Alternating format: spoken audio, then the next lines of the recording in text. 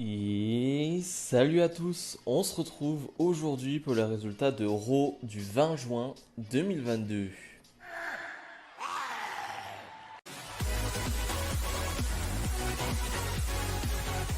Bianca Belair, la championne de Raw, ouvre le show et finalement elle va nous annoncer quelque chose d'important. Elle était censée défendre son titre de championne de Raw face à Rhea Ripley à Money in the Bank. Malheureusement, Rhea Ripley n'est pas apte physiquement, médicalement. Du coup, ce soir, on va avoir un nouveau match à 5 pour déterminer qui l'affrontera à Money in the Bank. Donc dans ce match, on a Becky Lynch, on a Alexa Bliss, on a Liv Morgan, on a Carmella et on a Asuka. Finalement, les 5 vont arriver sur le ring, vont toutes faire une petite promo. J'ai trouvé particulièrement que la promo d'Alexa Bliss était plutôt cool.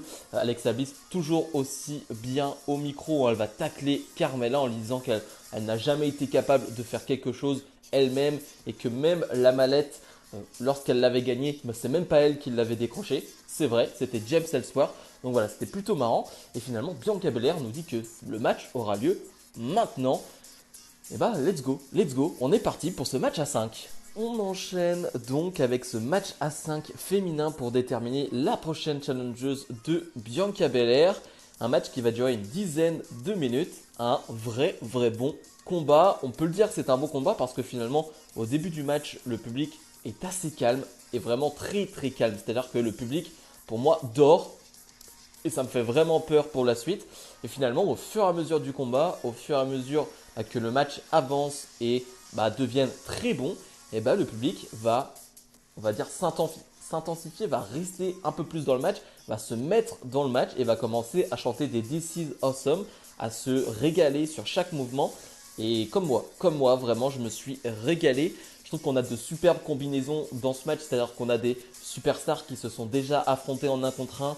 Et donc du coup, elles se retrouvent sur des petites séquences dans ce match et ça fonctionne toujours autant. Je pense à Liv Morgan, Becky Lynch, je pense à du Asuka, Becky Lynch. Voilà, ça fonctionne toujours. Il n'y a rien à dire à chaque fois qu'elles sont sur le ring. Et ça fonctionne. On a vraiment de belles choses à chaque fois. Je trouve qu'on a de superbes enchaînements à 3. C'est-à-dire qu'on a à chaque fois 2 superstars qui vont tenter de faire une prise. Et finalement, tu as la 3e superstar qui va arriver pour faire une autre prise, pour s'en prendre à l'une des deux. Et ça arrive 3-4 fois dans ce match et ça fonctionne à chaque fois. Donc c'est vraiment très plaisant. C'est très dynamique. Vraiment, c'est un très bon match. Et finalement, comme je m'y attendais, Liv Morgan va prendre le tombé par Carmella. Carmella qui va lui mettre un super kick dans la tête. Carmella qui ira donc affronter Bianca Belair à Money in the Bank. Je m'y attendais pour une seule raison, c'est-à-dire qu'il n'y avait que 2 heels dans ce match, Becky Lynch et Carmella. Becky Lynch, non, elle n'allait pas affronter Bianca Belair.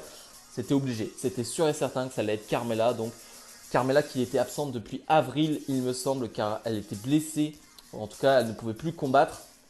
Et donc là, elle se retrouve directement dans un match de championnat. C'est pas ce qui me fait le plus plaisir, Carmella contre Bianca Belair. Mais on va dire que c'est une solution de dernière minute. Vince McMahon arrive sur le ring. Surprise, il n'avait pas été annoncé. Eh bien, il est là. Finalement, il va rien nous dire. C'est-à-dire que vraiment, j'ai trouvé que ça ne servait à rien. Je n'ai encore une fois pas compris sa promo. Là, en plus, il n'était pas annoncé, donc il n'y aura pas un boost d'audience ou quoi que ce soit. Finalement, Vince qui va nous dire, voilà, Raw est le show télé qui dure depuis le plus longtemps. Je crois que ça fait plus de 30 ans. Et donc, il nous dit, pour fêter cela et pour fêter aussi quelque chose la semaine prochaine, pour fêter les 20 ans de carrière de quelqu'un, d'un certain John Cena, et John Cena sera présent, on le savait déjà, et la promo se termine là-dessus. Donc je ne sais pas si c'est une nouvelle fois pour nous montrer Vince McMahon qui va faire ses adieux entre guillemets, en tout cas un au revoir, c'est-à-dire il a fait un petit au revoir à SmackDown, un petit au revoir à Raw, je ne sais pas, mais bizarre cette promo. Match de qualification pour le Money in the Bank masculin. On retrouve Riddle face à Omos. Alors on a eu une légère promo de Riddle et Omos avant le match, enfin de MVP surtout. Riddle qui nous annonçait que il était un peu déçu d'avoir perdu contre Roman Reigns, mais surtout que il était déçu d'avoir déçu sa famille et Randy Orton. Mais surtout une chose c'est que certes il ne peut plus challenger Roman Reigns pour les titres, c'est une règle, ça a été mis dans le contrat, mais il peut très bien remporter le Money in the Bank. Bref, donc on a ce match avec Omos et c'est quasiment un match à sens unique parce que Riddle va être strappé au niveau du ventre, il va vendre sa blessure au niveau du ventre et finalement c'est David contre Goliath mais avec finalement un Omos qui est trop puissant, donc ça dure 3-4 minutes, pas plus, et Omos va remporter ce match et donc se qualifier pour le Money in the Bank. Il va s'en prendre encore à Riddle après le match. Et surtout, après le match, encore une fois, il se passe beaucoup de choses. Seth Rollins va arriver, va dégager du ring Riddle et Rollins qui va parler du Money in the Bank, lui qui s'y connaît en Money in the Bank, en disant que peu importe qu'il y a dans le Money in the Bank, qu'il y ait Riddle ou non, d'ailleurs, il s'en fiche. Parce qu'il y a un gars qui a le numéro de Roman Reigns, il y a un gars qui a réussi à le mettre en danger, et c'est lui. Et lui, il va le mettre en danger en remportant cette mallette. Il nous dit que si on a été surpris, si on a adoré son premier cash-in à WrestleMania, eh ben, vous n'êtes pas prêt pour le deuxième. Finalement, il va porter un curse stomp sur Riddle pour terminer le segment. Il s'est passé beaucoup de choses. Un peu déçu pour Riddle qui ne sera pas dans le Money in the Bank. Mais en même temps, il va peut-être avoir une petite feud avec Rollins.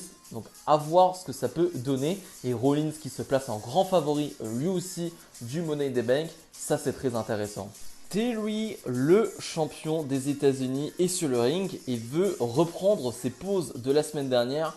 C'était le fameux segment Main Event, les pauses entre Bobby Lashley et Theory. Et ben là, il veut reprendre parce qu'il n'a pas pu terminer la semaine dernière à cause de Bobby Lashley. Theory qui va nous parler vite fait de John Cena en disant que son temps était fini et que son temps était maintenant. My time is now. Donc forcément, on parle bien de John Cena. Et donc Theory qui est insupportable, mais ça fonctionne parce que le public va vraiment le huer à mort. Il va quasiment pas pouvoir en dire plus parce que vraiment il est hué. Donc ça fonctionne. Et finalement il va se rendre compte en prenant un selfie que Bobby Lashley est juste derrière lui. Bobby Lashley qui va lui porter un spear et Lashley lui dit qu'il va venir pour son titre des États-Unis. On apprendra juste après que Bobby Lashley, pour obtenir une chance pour le titre de Theory à Money in the Bank, il devra battre 3 adversaires ce soir dans un gauntlet match. C'est plutôt bien amené, j'ai bien aimé. Angelo Dawkins fait face à Jey Uso. On a une petite promo avant entre les Street Profits et les Uso qui vont s'affronter lors de Money in the Bank. Donc on fait monter la sauce et donc on fait des 1 contre 1 entre chaque membre de chaque équipe. Et là, ça va durer 5 minutes. C'est plaisant. Voilà, ça dure pas très longtemps, mais c'est plaisant. On a du bon catch. J'avoue que je vais retenir surtout la fin. J'ai vraiment apprécié la fin avec un Jey Uso qui veut porter son Big Splash du haut de la 3e corde. Et Angelo Dawkins qui se relève à temps et qui va le choper en plein air pour finalement le ressoulever et porter son finish. C'était assez impressionnant et plutôt cool visuellement à voir. Donc Angelo Dawkins qui va gagner clean contre Jey Uso. Donc c'est pas une petite victoire pour Angelo Dawkins. C'est peut-être la plus belle victoire de sa carrière en 1 contre 1. Elias fait son retour. On a le droit normalement à un petit concert d'Elias, le frère de Ezekiel. D'ailleurs, on les a vus en backstage juste avant discuter. Plutôt bien fait numériquement avec les petits effets spéciaux pour nous faire croire qu'ils sont bien ensemble. C'est facile à faire, mais c'est bien fait. Finalement, Elias qui va pas pouvoir dire grand chose, même si ça fait très plaisir de revoir Elias, en tout cas de le revoir avec sa guitare et de l'entendre chanter. Eh bien, Kevin Owens va arriver directement. Kevin Owens qui n'est pas d'accord, parce que pour lui, Elias est Ezekiel est Elias. Bref, c'est la même personne. Et finalement, on va avoir Ezekiel qui, sur l'écran géant, va dire « Mais qu'est-ce que t'as, Kevin? Regarde, Elias est sur le ring. Moi, là, je suis en backstage, je suis en train de parler. Tu vois bien qu'on n'est pas la même personne. » Et finalement, Elias va chanter une chanson pour Kevin Owens en disant « Kevin Owens est un menteur, Kevin Owens est un menteur. » Bref, tout ça va se terminer avec un Elias qui va casser sa guitare sur le dos de Kevin Owens, comme à l'époque, comme à l'ancienne. Bref, c'est encore une fois très marrant. Les segments entre Kevin Owens, Elias maintenant et Ezekiel, ça fonctionne toujours autant. Je crois qu'ils vont s'affronter à nouveau la semaine prochaine, ou il y aura quelque chose la semaine prochaine, j'ai pas très bien compris. Mais en tout cas, ça fonctionne toujours très bien. Moi, ça me fait vraiment beaucoup rire. Bobby Lashley se retrouve donc dans un match gauntlet, donc avec 3 superstars qui vont arriver au fur et à mesure pour l'affronter. Et s'il gagne ce match, il affrontera Theory pour le titre des États-Unis à Money in the Bank. Premier adversaire, c'est Chad Gable. Très bon match, vraiment très content d'avoir vu ce match. Je ne sais pas si on a déjà vu un Gable contre Bobby Lashley auparavant, mais c'était très bon. Vraiment, je me suis régalé devant ce match. J'ai eu peur à un moment donné qu'on soit sur un sens unique avec un Bobby Lashley qui domine trop et Gable qui ne puisse pas montrer ce qu'il est capable de faire. Et ben non, il arrive à bien revenir dans le match en portant un ankle lock. Et après, on a de superbes enchaînements comme pour le finish, c'est-à-dire qu'il part pour sa prise de soumission, Gable arrive à s'enlever, mais non, Lashley arrive à la reporter. Il gagne ce match. Tout de suite après, il se fait attaquer par Otis parce que Otis est son prochain adversaire. Là, il y a moins de choses à dire sur ce combat parce que on a un Lashley qui se fait dominer par la grosse bête qui est Otis et finalement, il ne se passe pas grand-chose. Lashley va réussir à s'en sortir avec un spear et finalement, il va même pas pouvoir faire son compte de 3 parce que Gable va l'attaquer avant. Bref, on attend son troisième adversaire et là, pour moi, c'est l'erreur de ce match. Tout se passait bien. Et ben, c'est Terry, donc le champion des États-Unis, qui est son troisième adversaire. Et malheureusement, c'est mal booké selon moi parce que Terry va être en domination, parce que Lashley est fatigué, vient d'affronter plusieurs adversaires qui l'ont en plus attaqué après les matchs. Et ben Lashley va s'en sortir en portant un roll-up sur Terry. 1, 2, 3, victoire de Lashley. Terry passe tellement pour un débile et Terry paraît tellement faible. Il vient de perdre contre Lashley qui a enchaîné plusieurs matchs, qui s'est fait attaquer. Donc vraiment, je trouve que ce choix est bête. Ça partait plutôt bien, l'idée était bonne pour mettre en avant Lashley. Mais là, justement, tu viens de mettre très très bas Austin Theory en le faisant perdre face à Lashley alors qu'il était fatigué. Bref, je trouve que c'est vraiment un très très mauvais choix. Miz TV avec pour invité AJ Styles et Miz veut revenir sur tout ce qui se passe derrière moi autour de AJ Styles, lui qui n'a pas été qualifié pour le Money in the Bank, lui qui a vu justement son ancien partenaire Omos se qualifier pour Money in the Bank. Bref, il n'y a rien qui va pour AJ Styles en ce moment. On va bien évidemment refaire des blagues sur les tiny balls de The Miz, c'est-à-dire les petites coronesses de The Miz. Toujours aussi marrant, je crois que ça va devenir un vrai truc, mais c'est plutôt marrant. Et AJ Styles va le dire, j'ai déjà été au plus bas dans ma carrière et je suis remonté. Je crois que je suis devenu comment? Phénoménal. Donc ça c'est plutôt cool. Et finalement, il va se faire attaquer par Tommaso Ciampa. Pour quelle raison? On n'en sait rien. Bref, on enchaîne directement avec AJ Styles face à Ciampa. Ce qui est dommage, c'est que ça arrive sur un épisode random d'Euro, sans construction, sans rien. Parce que clairement, il y a un an, tu me dis AJ Styles face à Tommaso Ciampa. Je me dis, je veux ce match. C'est presque un dream match. En tout cas, c'est un match extraordinaire sur le papier. Là, ça arrive un peu comme ça avec un Ciampa qui n'est pas très bien booké. On ne comprend pas ce qu'il fait chaque semaine à attaquer les gens. Le match dure 5 minutes, mais c'est 5 bonnes minutes. Vraiment, c'est 5 bonnes minutes de combat. AJ Styles va l'emporter et va même porter son Styles Clash après le match sur The Miz. À voir c'est quoi la suite pour AJ Styles, mais je suis intrigué. Je suis intrigué parce que j'ai envie de revoir un AJ Styles au sommet. Et le main event, match de qualification pour le Money in the Bank féminin, on retrouve encore une fois Becky Lynch face à Asuka. Becky Lynch qui va même attaquer Asuka avant le match. Cette guerre qui dure depuis un moment, mais qui finalement est une guerre de Raw. C'est-à-dire que on n'a pas vraiment de match entre elles, juste entre elles les deux. Je parle juste de match 1 contre 1 en pay-per-view ces derniers mois. Mais elles s'affrontent en weekly. Quasi chaque semaine, il y a des segments entre elles. Et j'avoue que ça me convient. Je ne suis pas lassé par cette histoire. Peut-être parce que Becky Lynch est excellente dans ce rôle et qu'elle pourrait faire n'importe quoi. Je l'avoue que je serais assez fan. Je la trouve vraiment incroyable dans ce rôle de heel, assez folle. Et donc on a ce match une nouvelle fois qui va durer 10 minutes.